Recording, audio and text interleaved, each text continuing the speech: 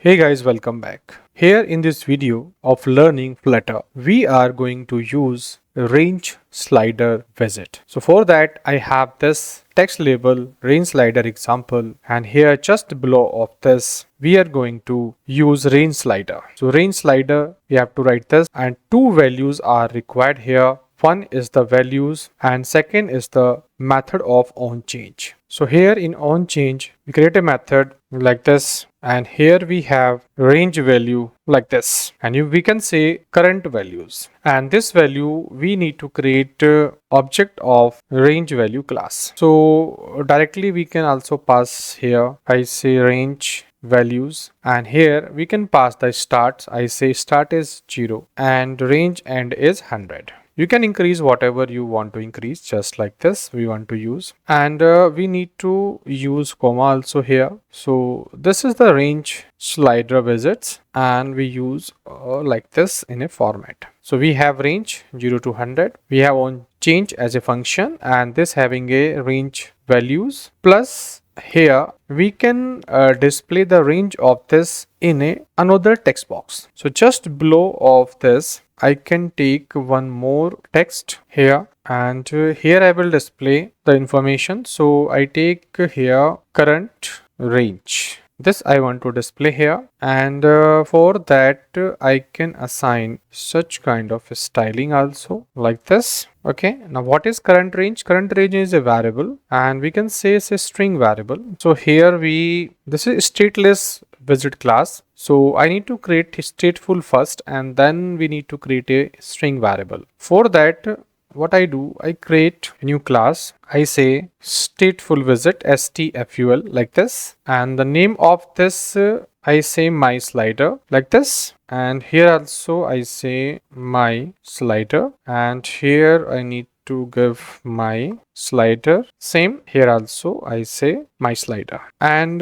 here I need to put this code. So from the center like this, I cut this, and in place of this I paste it. Okay, and here in the body I pass my slider. Remember that these are the general steps that we have to take, because this is stateless widget. I have explained in my previous video also. Here we cannot create the objects of the variables, we cannot create own variables because those are states. So I'm creating now state variable here. So just here I say where, or I can say string, I say current info, that is the current range, equal to this we want to use here, current range. Okay, so this is done, and here I need to remove this column is there, this is there, no problem, and slider is there on change. So when this is a range, so this variable also I need to create. Why? Because I want to use the range. So I say range value, I say current range equal to this. So this is my current range that is required, and it could be final. So I say final. Okay, and current range I pass here. Okay, and comma also. So here I need this is the value which I change in the slider. So I want to update this value in current slider equal to current value like this. Cannot be changed because it's a final, so I remove this from the final. Okay, like this I use it, and I pass this value, and these all thing I have to do in set state. Inside this I have to use all these things. Cut this, paste this, and I say current range equal to current range dot toString. So that I'm passing here. Okay, and one more thing I can provide here in range is called label. So I say label, and here I say range label, and here I can pass the string start and end. So start one is the current range. So I say current range dot start dot round and dot toString. Same I do here.